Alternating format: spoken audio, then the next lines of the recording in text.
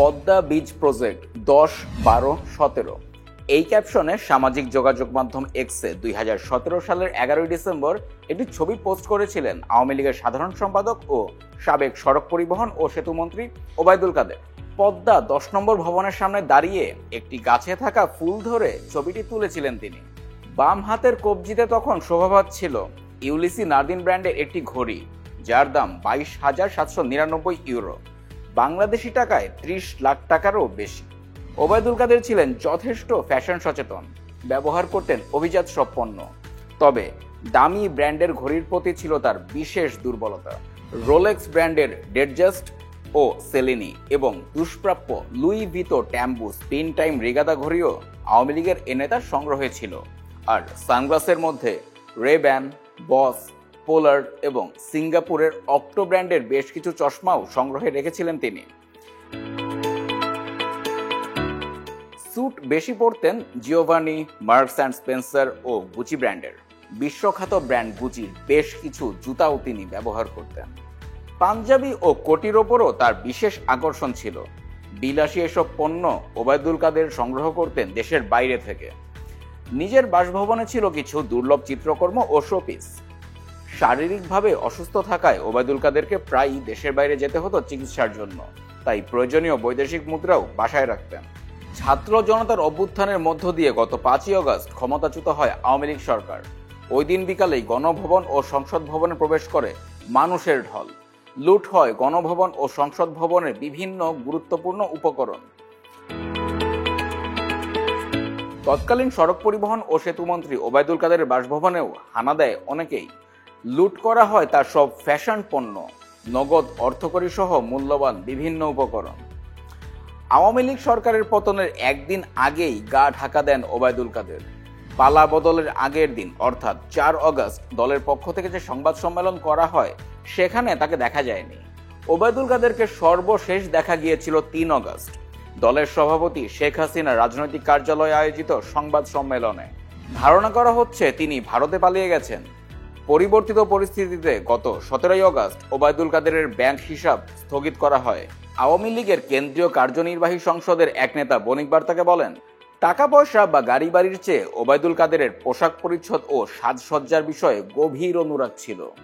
তার এসব শখের বিষয়টি দলেও ছিল ওপেন সিক্রেট। এটা নিয়ে তিনি নিজেও কখনো লুকোচুরি করেননি। যারা ওবায়দুল কাদেরকে পছন্দ করতেন তাদের অনেকে এসব জিনিস তাকে উপহার হিসেবে দিয়েছেন। নবম, দশম, একাদশ ও দ্বাদশ জাতীয় সংসদ নির্বাচনে ওবায়দুল কাদেরের দেয়া 4টি হলফনামা বিশ্লেষণ করে দেখা গেছে 2008 সালে অস্থাবর সম্পত্তি ছিল 24,48,095 টাকা। তার স্ত্রী অ্যাডভোকেট ইশরাতুন্নেসা কাদেরের অস্থাবর সম্পত্তি ছিল 48,81,522 টাকা।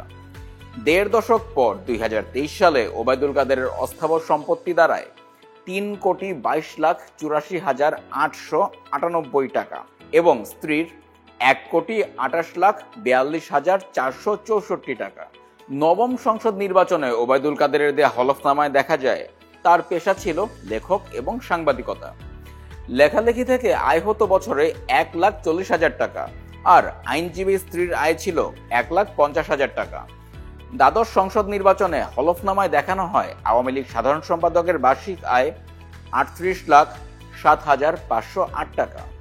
এর মধ্যে বাড়ি ভাড়া থেকে 14,24,924 এবং শেয়ার, সঞ্চয়পত্র, ব্যাংক আমানত থেকে 6,97,284 টাকা।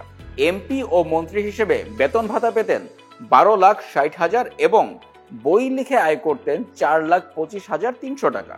তার উপর নির্ভরশীল সদস্যদের আয় 12,23,512 টাকা। আওয়ামী লীগের শীর্ষস্থানীয় নেতা ওবায়দুল কাদেরের ব্যবহৃত ঘড়ি নিয়ে 2020 সালে সুইডেন ভিত্তিক একটি অনুসন্ধানী ওয়েবসাইট প্রতিবেদন করে। এরপর তা নিয়ে শুরু হয় ব্যাপক আলোচনা সমালোচনা। ওই বছরে 14 জানুয়ারি সচিবালয় এক সাংবাদিক ওবায়দুল কাদেরকে বলেন, আপনি একজন ক্রেতাদুরস্ত মানুষ, বিভিন্ন ব্র্যান্ডের ঘড়ি ব্যবহার করেন। নির্বাচনের হলফনামা দেওয়া তথ্য ও বার্ষিক আয়ের সঙ্গে ব্যয়বহুল ঘড়িগুলোর ব্যবহার তো অসামঞ্জস্যপূর্ণ।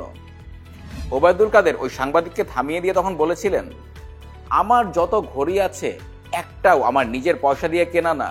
ফর গড সেক বলছি, এগুলো আমার কেনা না, আমি পাই। হয়তো আমাকে অনেকে ভালোবাসে।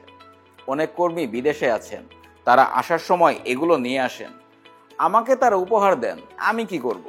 আওয়ামী লীগের কেন্দ্রীয় উপকমিটির এক নেতা বলেন, পার্টির বিভিন্ন কাজে নিয়মিত কাদের ভাইয়ের বাসায় আমার যাতায়াত ছিল।